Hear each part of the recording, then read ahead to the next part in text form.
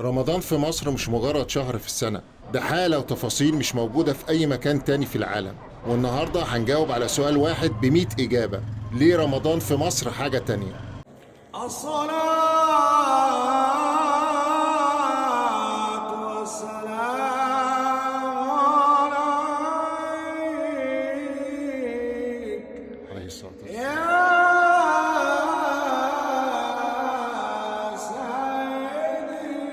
يا حبيب الله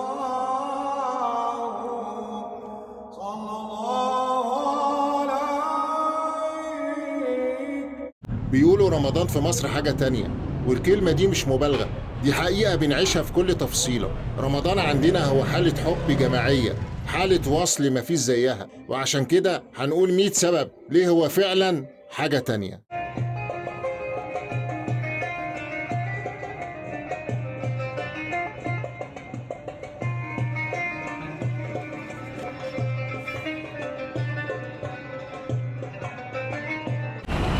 رمضان في مصر حاجة تانية علشان الزينة اللي بتتوصل بين البلكونات والبيوت، دي مش مجرد ورق مقصقص، دي خيوط بتلضم وتضفر قلوب أهل الحارة، بتألف بينهم وتخلي الشارع كله بيت واحد كبير، بتبهج العين وبتقول للغريب انت هنا وسط أهلك. رمضان في مصر حاجة تانية عشان الفانوس اللي بيتحط في نص الشارع بيبقى هو شمس الليل اللي بتنور ضحكة العيال، وبيرسم بظله حكايات على حيطان البيوت القديمة، بيحول الحارة للوحة مرسومة بالنور والبهجة.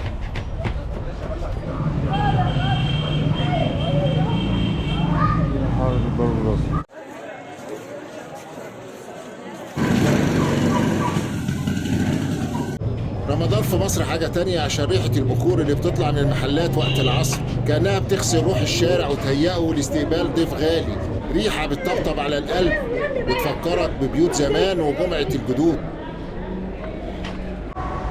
رمضان في مصر حاجة تانية عشان صمت الشوارع الرهيب وقت الأذان، اللحظة اللي مصر كلها فيها بتسكت، مفيش غير صوت المعالق وهي بتخبط في الأطباق بحنية، وصوت الراديو وهو بيقول ذهب الظمأ، لحظة فيها رضا وشكر ومودة تجمع 100 مليون وأكتر على سفرة واحدة.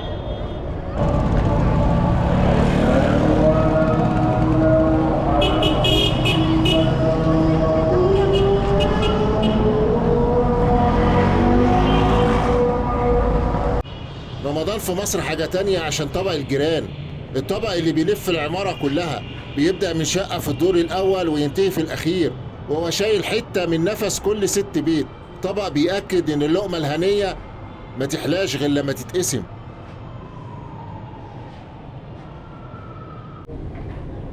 رمضان في مصر حاجة تانية عشان العزومات اللي بتخلي الصالة تضيق بالناس وتوسع بالحب، صوت الضحك العالي على السفرة، وخناقة مين اللي هياخد الورك، وتفاصيل المواعين اللي بتغسلها البنات وهم بيحكوا أسرارهم.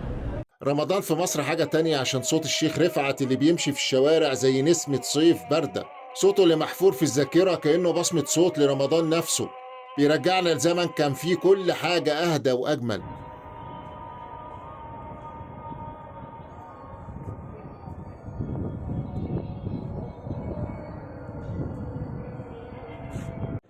رمضان في مصر حاجة تانية علشان صلاة التراويح، لما تلاقي الصفوف طالعة بره المسجد وواصلة للرصيف، والناس واقفة كتف بكتف، الغني جنب الفقير، الكل بيدور على لحظة خشوع وتجلي تمحي تعب السنة كلها من على كتافهم.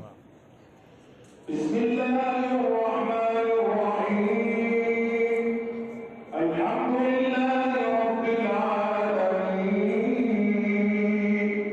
الرحمن الرحيم مالك يوم الدين إياك نعبد وإياك نستعين. رمضان في مصر حاجة تانية علشان نور المساجد اللي بيفضل قايد للفجر، والناس اللي قاعدة تقرأ قرآن في هدوء، تحس إن البيوت لها أجنحة والروح خفيفة، كأن الملائكة ماشية معاك في الشارع.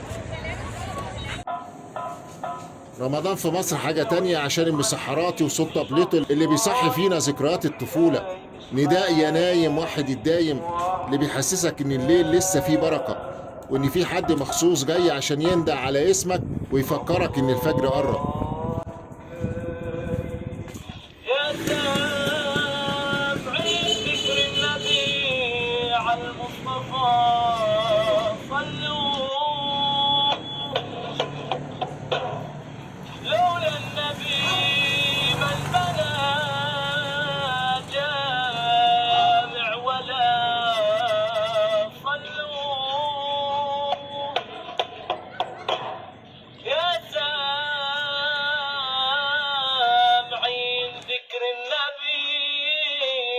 المصطفى صلوا، لولا النبي من بنى جامع ولا صلوا، صلوا على نبينا جمعا يا حاضرين، هو المشفع فينا على الصراط. رمضان في مصر حاجة تانية عشان قعدة السحور على الرصيف أو فوق السطوح، طبق الفول اللي بيطلع منه الدخان وسط لمة الصحاب، والضحك اللي ما يخلصش لحد ما الخيط الأبيض يبان من الخيط الأسود.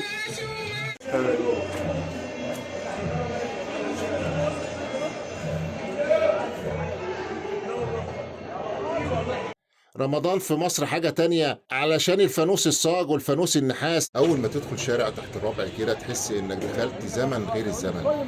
نور فوانيس، ضلمة خفيفة، صوت ناس، ريحة رمضان. الشارع ده معروف إنه منبع صناعة الفوانيس، خصوصا الفانوس الصاج التقليدي. مش فانوس بلاستيك ولا بطارية، لا، فانوس نار ونور، شغل إيد بجد. شوادر الفوانيس مالية المكان، أشكال وأحجام وألوان. فانوس كبير يتعلق في شارع، وفانوس صغير يشيل فرحة طفل. الناس واقفة تختار، مش بتشتري بس، دي بتفتكر. حد يقولك ده زي اللي كان عندنا زمان، وحد تاني يمسك الفانوس وكأنه ماسك ذكرى. الفانوس الصاج هنا له هيبة، تقيل ثابت، وصوته وهو بيتحرك يحسسك ان رمضان وصل. الوانه مش فاقعه زياده، نقشته بسيطه بس فيه روح، تحس انه معمول بحب ومعمول يعيش.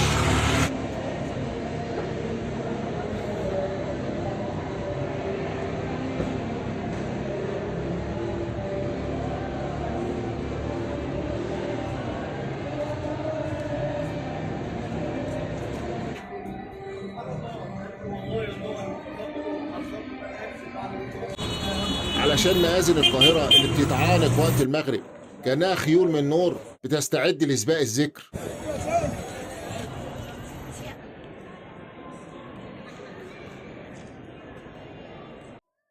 علشان شارع الخيامية اللي بيتحول لسرادق كبير، القماش فيه مش مجرد نقشة. بص على اليمين، بص على الشمال، هنا مملكة القماش واللون. الخيامية مش مجرد مهنة، ده فن الأبليج، فن الرسم بالقماش أو تطريز القماش على القماش. ركز في إيد الصنايعي وهو ماسك الإبرة والخيط وبيرسم لوحات فنية كاملة متكاملة، من الزخارف الإسلامية المعقدة لحد قصص جحا والحكايات الشعبية مرسومة على اللوحات اللي بيعملوها. بص على زينة رمضان اللي بتملى الشارع ببهجتها. الخيامية هنا هي اللي بتصنع فرحة كل بيت مصري في شهر رمضان الكريم، من أول مفارش السفرة لحد الفوانيس القماش الملونة اللي بتنور شوارع مصر. الشارع ده ريحته قطن وخيوط وصبر، والورش هنا هي اللي بتصدر فن مصر للعالم كله.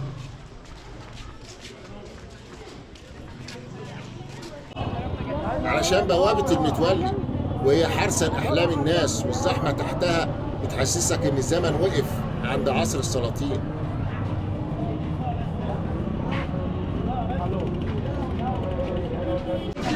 علشان ريحة البخور العدمي اللي بتختلط بريحة القهوة السادة في خان الخليل.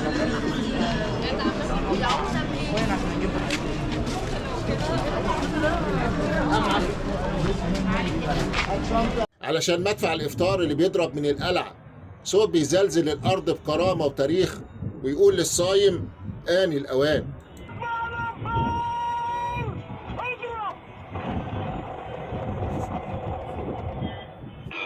رمضان في مصر حاجة تانية عشان النقشبندي وهو بيقول مولاي إني ببابي، صوت بيخلي الروح تفارق الجسد وتطير في ملكوت الله.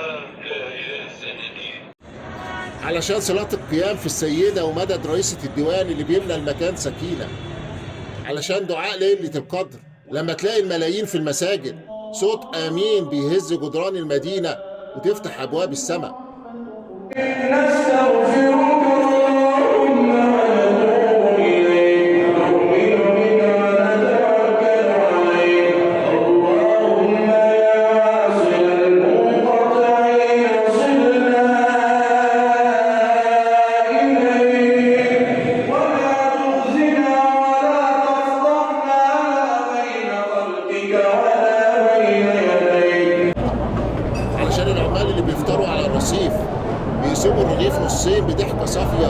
كأنهم ملوك زمانهم، علشان موائد الرحمن الممدودة بالخير مفيش فيها غريب من كل ضيف الرحمن. بقى من هنا كده اهو.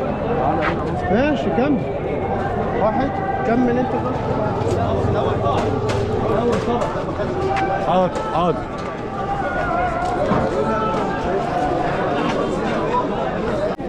علشان نظرة الرضا في عين عم فلان وهو بيوزع بلح في الإشارة وقت الأذان. تعالى اشرب شاي يا عم. علشان ختام القرآن اللي بيبقى عيد أصغر جوه البيوت والمساجد. فيها بإذن ربهم من كل أمر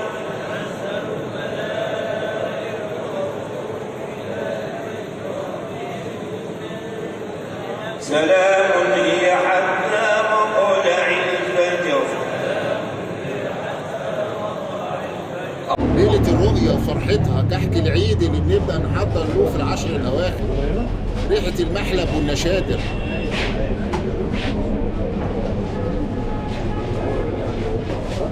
ودمعة الوداع والله لسه بدري يا شهر الصيام.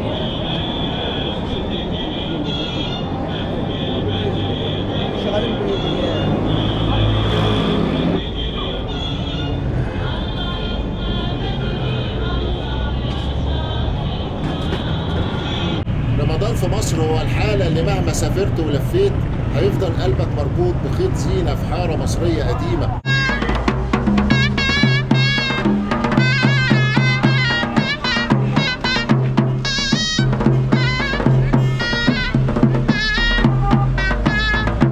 رمضان في مصر حاجة تانية عشان لعبة الكورة اللي بتبدأ قبل المغرب بساعة، العرق اللي بيسيل ببهجة، وصوت الضحك اللي بيغطي على تعب الصيام، والكل مستني صافرة الأذان بالصافرة الحكم.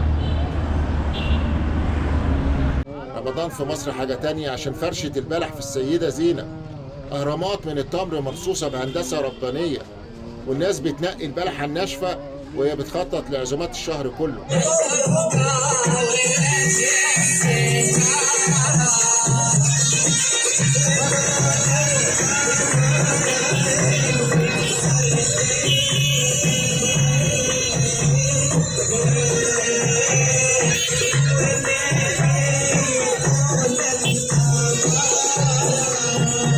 رمضان في مصر حاجة تانية عشان اليوفط اللي مكتوب عليها بالخط العربي رمضان كريم.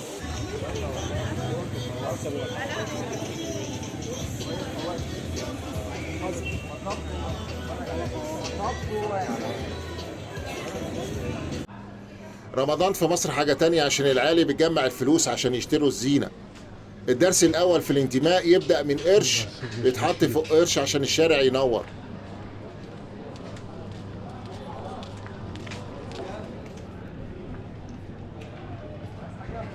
رمضان في مصر حاجة تانية عشان ضوء اللويندي والفروع الليد اللي بتخلي الشوارع الضيقة تبان كأنها ممرات في جنة. النور اللي بيكسر عتمة الليل ويطمن القلوب الخايفة.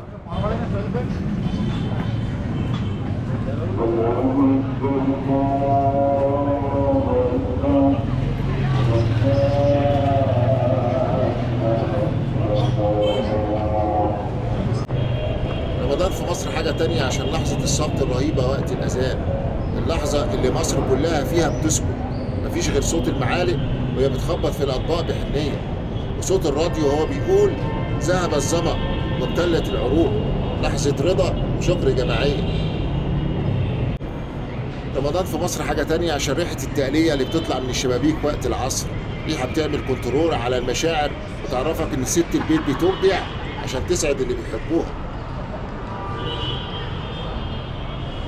رمضان في مصر حاجة تانية علشان كسر الصيام على تمرة ومية، أول رشفة بتنزل في الجوف بتحسسك إنك ملكت الدنيا وما فيها، إحساس بالارتواء ملوش مثيل. رمضان في مصر حاجة تانية عشان صينية الرقاق باللحمة بتبقى بطلة أول يوم، طبقات من العجين المسح بالشوربة والود تجمع العيلة الكبيرة في حضن صينية واحدة.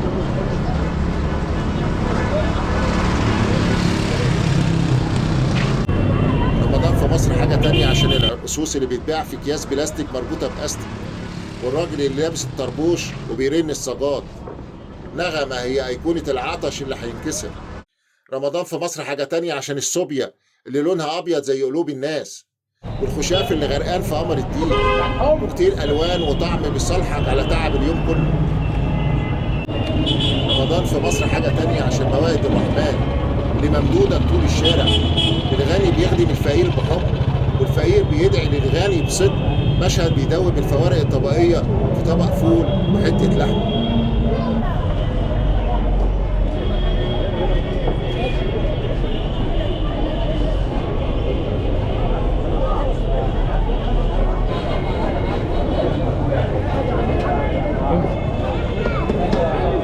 رمضان في مصر حاجة تانية عشان الناس اللي بتفطر في القطر أو الميكروباص بتلاقي غريب بيمد إيده ببلحة وعصير. مصر هي البلد اللي مفيش فيها حد بيفطر لوحده غصب عنه. رمضان في مصر حاجة تانية علشان حواري الحسين وشارع المعز بالليل، المكان اللي التاريخ فيه بيتنفس، والناس بتمشي بين الآثار كأنهم في رحلة عبر الزمن.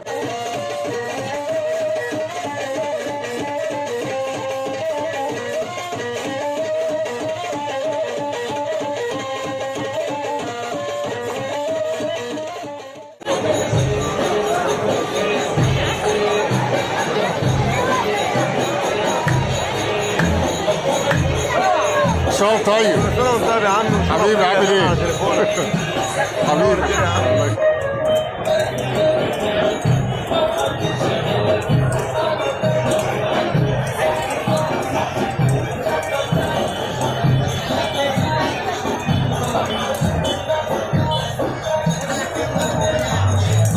رمضان في مصر حاجة تانية عشان ليلة القدر والناس اللي بتبكي في التهجد، دعاء الإمام اللي بيهز جدران المسجد، وصوت آمين اللي طالع من ملايين الحناجر في نفس اللحظة. رمضان في مصر حاجة تانية عشان ختم القرآن في مواصلات، تلاقي الشباب والبنات والعواجيز كل واحد فاتح مصحفه في ركن، حالة من السباق الجميل نحو الله. رمضان في مصر حاجة تانية عشان مسجد السيدة زينب ومدد رئيسة الديوان. نروح هناك في رمضان ليها طعم تاني، كأنك في حضن عيلة كبيرة ومباركة.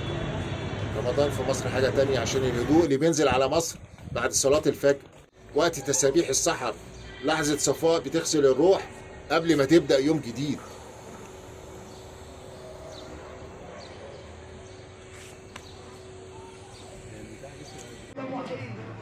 رمضان في مصر حاجة تانية عشان قعدة القهوة البلدي بعد التراويح، طاولة وكوتشينة وشاي بنعناع، حكاوي الصحاب اللي ما بتحلاش غير في رمضان، والضحك اللي طالع من القلب.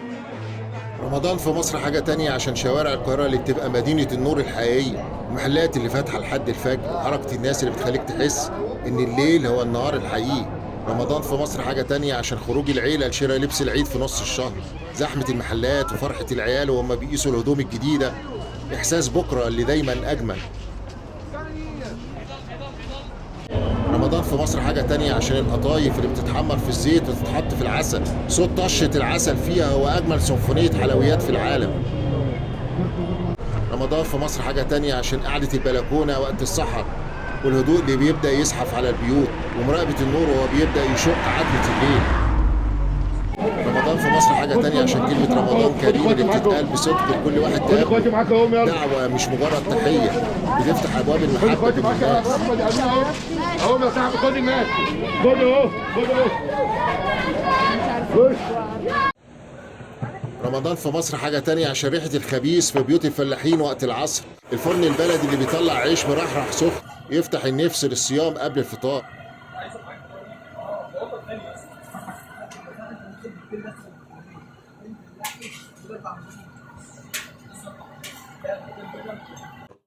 رمضان في مصر حاجة تانية عشان الخضرة اللي بتفرش الغيطان، والفلاح اللي بيفطر على المصطبة وسط زرعه حامد شاكر كأنه ملك على عرشه. رمضان في مصر حاجة تانية عشان طبلية العيلة الكبيرة في الدوار، اللمة اللي بتجمع الجد والأحفاد، وصوت الراديو وهو بيذيع مسلسل ألف ليلة وليلة والكل منتبه بقلبه. رمضان في مصر حاجة تانية علشان القلل القناوي المرصوصة على الشبابيك بتبرد المية بنفس الأرض وبتشفي العليل في عز الحر. رمضان في مصر حاجة تانية عشان الجميزة والصفصاف اللي الناس بتقعد تحتهم وقت القيلولة يقروا قرآن والنسيم بيداعب الورق كأنه بيسبح معاهم. رمضان في مصر حاجة تانية عشان صلاة تراويح في زاوية القرية الصغيرة، السكينة اللي في المكان وصوت الإمام اللي طالع من القلب مش من ميكروفون. رمضان في مصر حاجة تانية عشان السمن البلدي والزبادي اللي بيتعمل في برام الفخار، طعم الأرض والخير اللي ملوش آخر.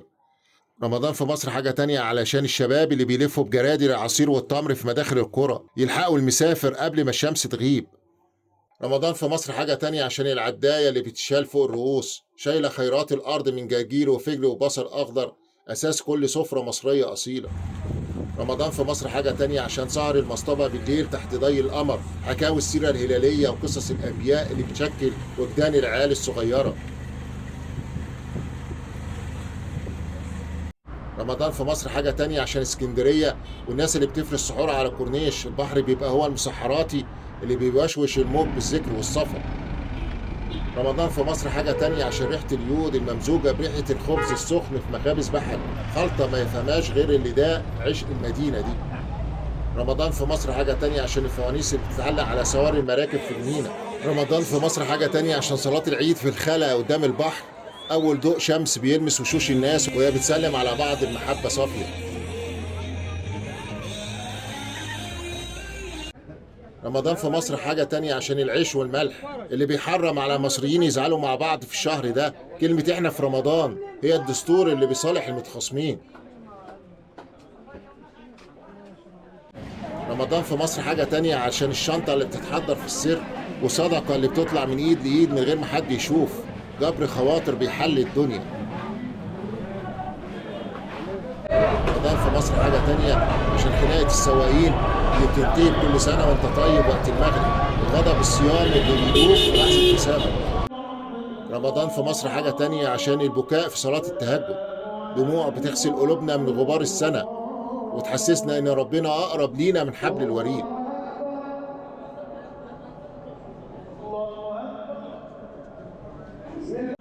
رمضان في مصر حاجة تانية عشان العيدية اللي الجد بيخبيها في جيبه والعيال بتتسابق مين اللي هياخدها الأول بضحكة بريئة. رمضان في مصر حاجة تانية عشان صوت التكبيرات اللي بيبدأ من ليلة العيد، صوت بيهز كيان المدينة ويقول لنا إننا قدرنا نعدي لبر الأمان. الله أكبر الله أكبر لا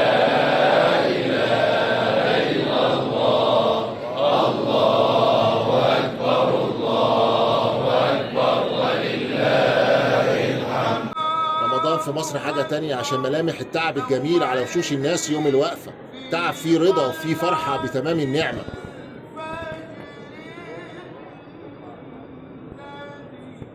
رمضان في مصر حاجة تانية علشان مصر مش بلد عايشين فيه، دي روح ساكنة جوانا، ورمضان هو المرآة اللي بتورينا أجمل ما فينا. رمضان في مصر حاجة تانية عشان كوباية المية اللي بتديها الواحد ما تعرفوش في الشارع وقت الأذان، حركة بسيطة بس فيها معنى الإنسانية كلها. رمضان في مصر حاجة تانية عشان تجمع الأديان اللي بيظهر في أبهى صوره، لما تلاقي الجار المسيحي بيساعد في تعليق الزينة وبيحترم صيام جاره المسلم. رمضان في مصر حاجة تانية عشان الإحساس بالبركة في الوقت، اليوم بيبدأ بالفجر ويخلص بالفجر، واليوم كأنه سنة من كتر الخير اللي فيه. رمضان في مصر حاجة تانية عشان صلاة القيام في الأزهر الشريف، حيث يلتقي العلم بالعبادة والتاريخ باللحظة الحاضرة.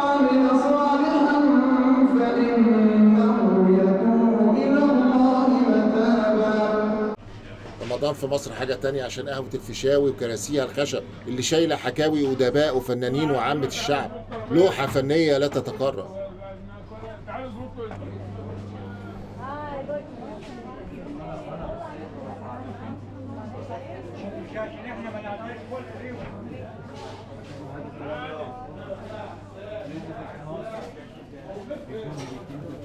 قاعد اهو يا عادل.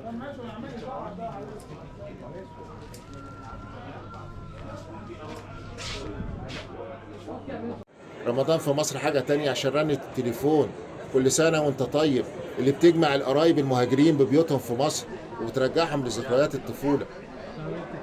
رمضان في مصر حاجة تانية عشان الوداع اللي بيبقى حزين، والله لسه بدري، والله لسه بدري يا شهر الصيام، مش مجرد أغنية، ده وجع قلب حقيقي على فراق حبيب غالي. رمضان في مصر حاجة تانية عشان بكل بساطة مصر هي رمضان ورمضان هو مصر، حكاية حب أبدية ما بتخلص، كل سنة وإحنا طيبين وبخير. دي كانت 100 نبضة، 100 حكاية، 100 ريحة ولون وصوت. رمضان في مصر مش أيام بتعدي، ده عمر بنعيشه كل سنة من جديد. يا رب يديم علينا اللمة وتفضل فوانيسنا منورة وقلوبنا لبعض مفتوحة. رمضان كريم من قلب المحروسة. على فكره الاستاذ هو اللي اكل بشار العسل. ينزلوا يخلصوا عليه. السعيده جت معاهم. محمود هو اللي اكل بشار العسل.